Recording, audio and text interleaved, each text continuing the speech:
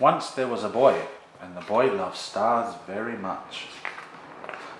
Every night the boy watched the stars from his window and wished he had one of his very own. He dreamed of how this star would be his friend. They would play hide and go seek and take long walks together. The boy decided he would try to catch one. He thought that getting up early in the morning would be best, because then the star would be tired from being up in the sky all night. The next day he set out at sunrise, but he could not see a star anywhere, so he sat down and waited for one to appear.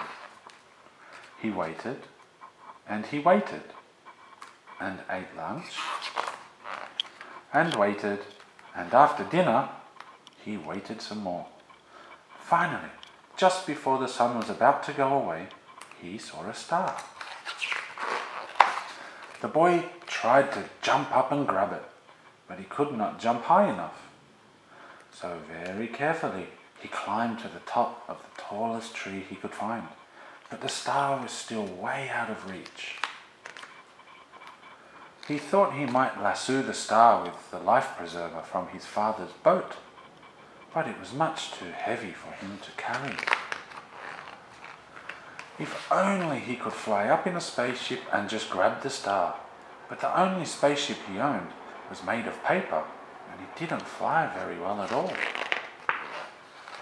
Perhaps he could get a seagull to help him fly up into the sky to reach his star, but the only seagull he could find didn't want to help.